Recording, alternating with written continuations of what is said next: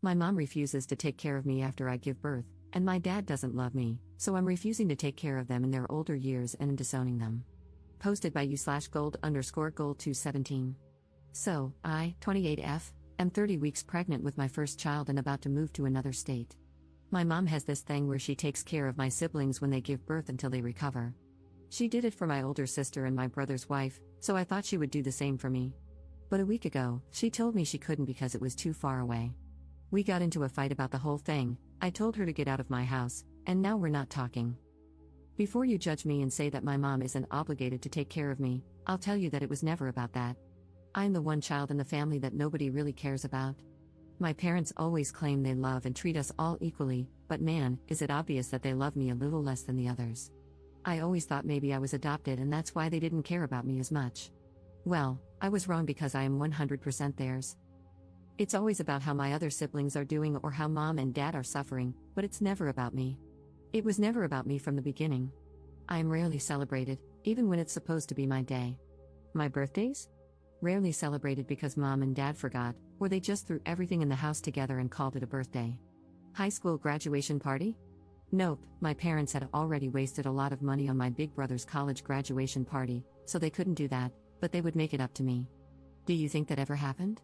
I'll give you a minute or two. If you guess no, congrats, you guessed right. They shared the wedding expenses for my siblings' weddings, but since my husband came from a good family, they didn't have to share wedding expenses, their words, not mine.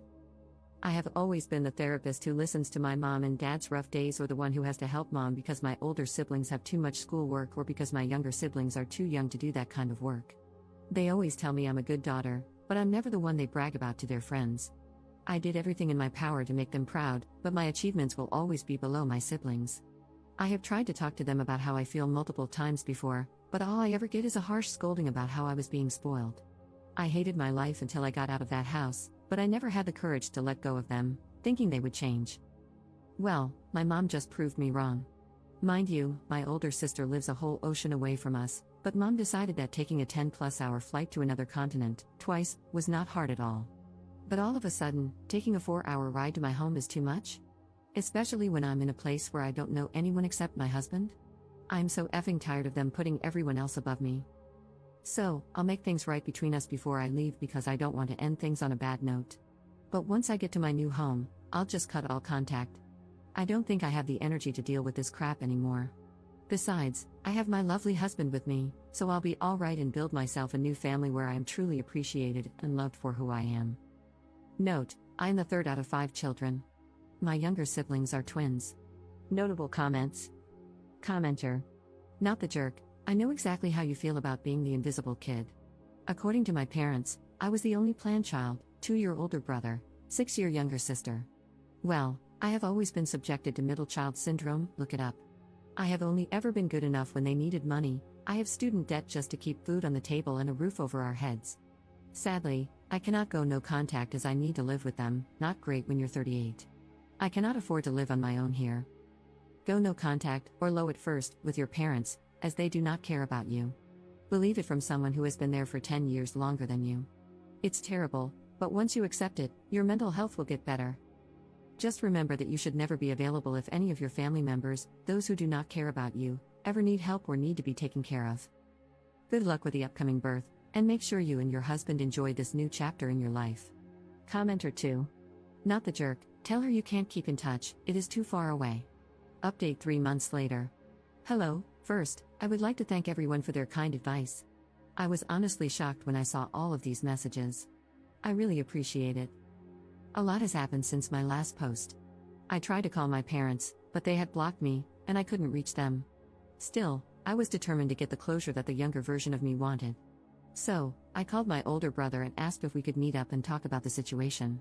He told me that he wouldn't meet up with me after what I had done to our mother and berated me, saying that I was an ungrateful person and that mom was under a lot of stress and pain because of me. I told him that it wasn't fair for him to just assume I was the villain and that he couldn't even understand my point of view because they didn't treat him the way they treated me my whole life.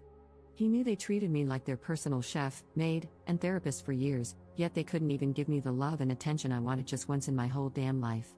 He basically screamed at me through the phone, calling me a piece of trash for saying that, insisting that mom and dad treated us all equally, and claiming I was just a damn narcissist who can't think about anyone but myself.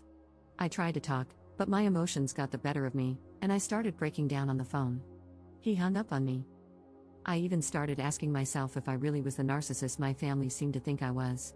But my husband came to the rescue and helped me through all of this, though the doubt that maybe I was in the wrong still lingered in my head. I guess my brother told my parents that I had called him because Dad called about 2 days later and asked me to meet up at their house. I was about to say no, but I couldn't because his voice was filled with remorse.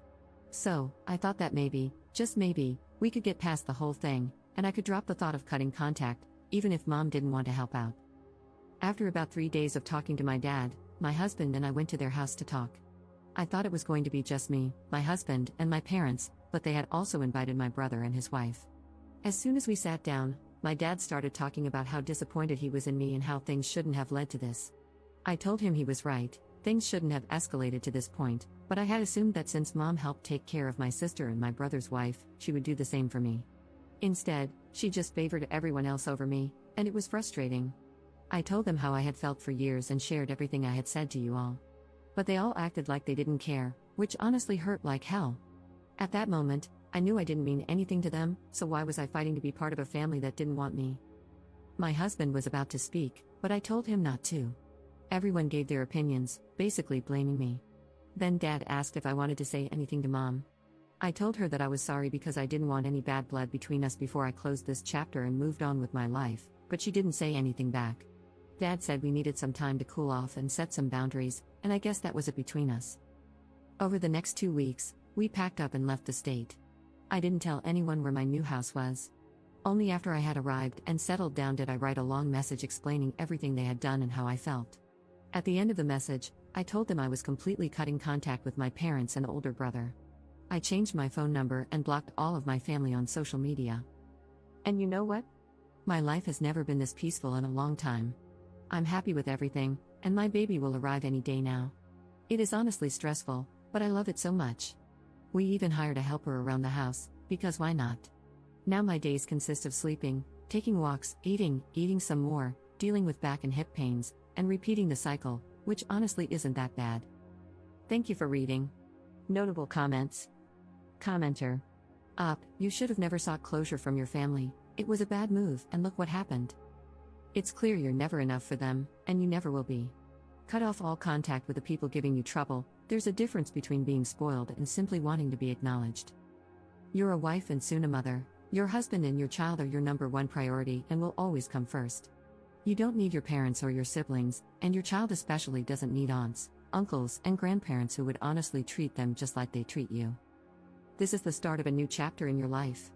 If they ever reach out to you, do not respond, as I'm positive they're only doing so for some ulterior motive, like resources. Don't give them a chance. I wish you and your new family well. Commenter 2. Don't even bother writing the letter. Make a fresh start, and do not contact them. Get off social media, do not post pictures of your child on it. Do not answer the phone when they call, do nothing. Don't give them the satisfaction of having something more to throw in your face. Just go, live well, because that is the best revenge.